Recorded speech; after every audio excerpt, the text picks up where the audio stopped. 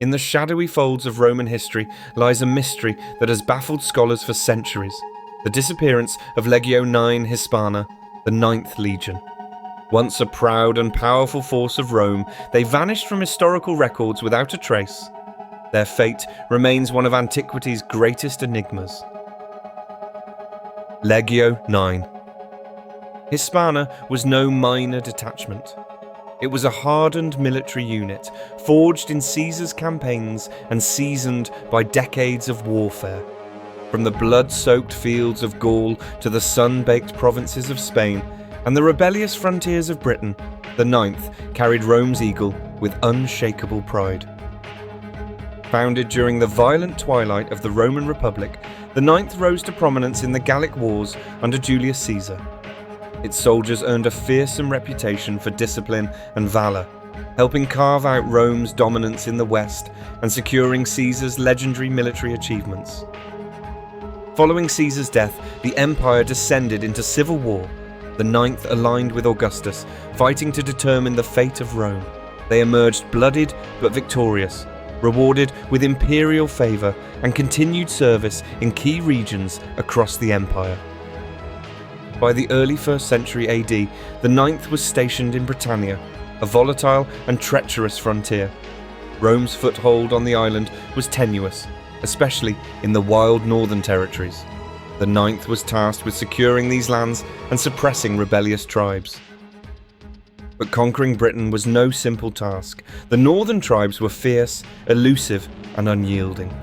The Ninth fought in harsh conditions, dense forests, unforgiving weather, and a war without clear end. Their endurance was tested not just in battle, but in daily survival. In 60 or 61 AD, Queen Boudica of the Iceni led one of the most devastating revolts in Roman history. The Ninth marched to confront her uprising, but were caught in a deadly ambush. Nearly the entire legion was annihilated. The survivors returned broken and humiliated. Though Rome rebuilt the Ninth, its reputation bore the scars of failure. In an empire obsessed with honour and victory, the stain of Boudica's revolt lingered. Still, the legion continued its service in Britain, garrisoning forts and suppressing unrest across the northern frontier. By around 108 AD, inscriptions confirm the Ninth was stationed at Eboracum, modern-day York. But after this, the records fall silent.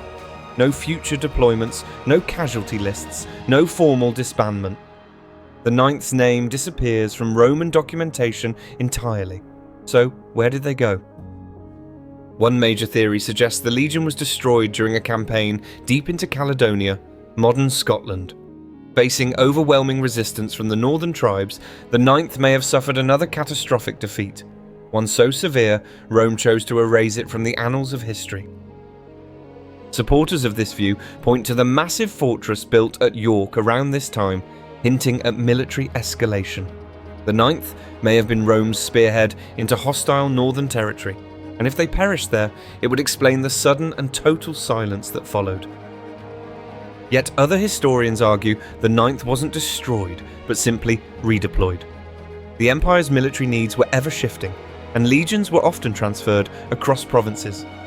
The Ninth might have been sent to the Rhine frontier, where unrest was brewing along the Germanic borders. This theory gained traction when an inscription was found in Nijmegen, in present-day Netherlands, mentioning Legio IX Hispana. Could this have been the same legion, operating quietly in a different region? Or was it a remnant detachment, carrying the old name forward? A third theory places the Ninth even farther afield, in the eastern provinces. Rome was facing revolts in Judea and threats from Parthia. If the Ninth was sent there, they could have been absorbed into other forces, or lost in yet another forgotten battle. The greatest challenge to solving the mystery is the complete absence of official records. Rome was meticulous in documenting its legions. The lack of any formal note of destruction, redeployment, or renaming is both troubling and telling. It raises more questions than it answers. Some scholars believe the truth was deliberately concealed. The loss of an entire legion, especially one with such history, would have been an embarrassment to imperial pride. Erasing them from records may have been a political move meant to preserve Rome's image of dominance.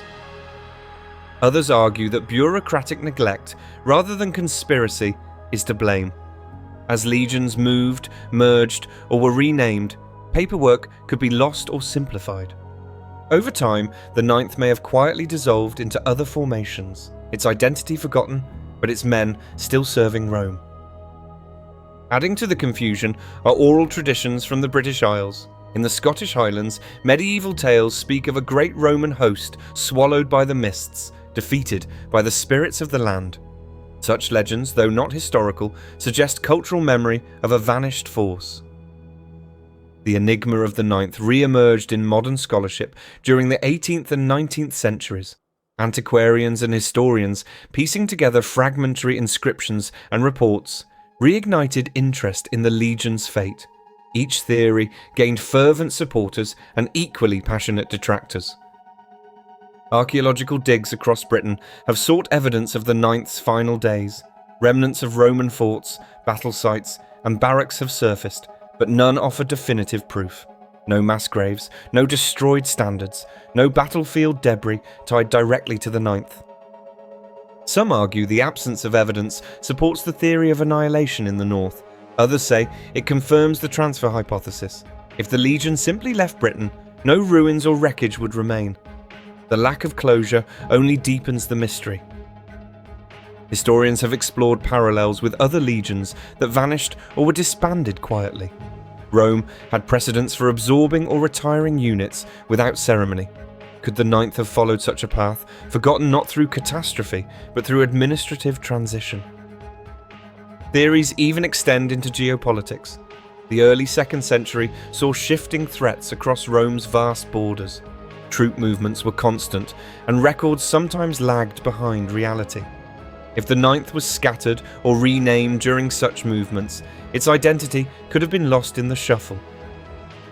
Others suggest that Hadrian's decision to build his famous wall across northern Britain may have been, in part, a response to the loss of the Ninth.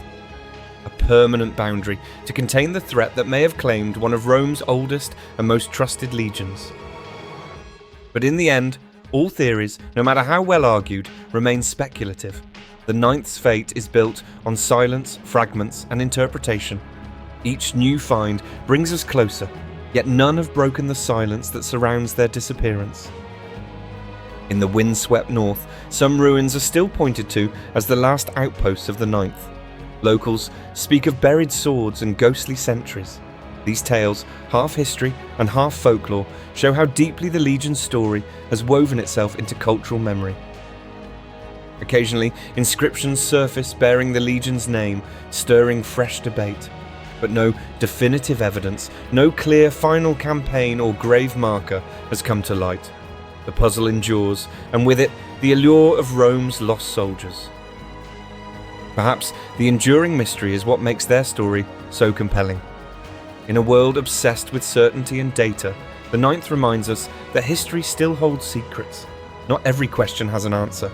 Not every name survives the centuries intact. The fate of Legio IX Hispana stands as a reminder of an empire's fragility. A single legion, once central to conquest and control, now lost in time. Whether crushed in battle or quietly disbanded, their disappearance casts a long shadow over Roman history. All that remains is silence. No epitaph, no triumph, no scroll, just a vanished name carved in ancient stone and a question echoing through the ages. What happened to the Ninth, and why does no one truly know? If you enjoyed this story, don't forget to like, subscribe, and hit the bell so you never miss a new tale. There's always more to explore here on Raconteur, where legends live again.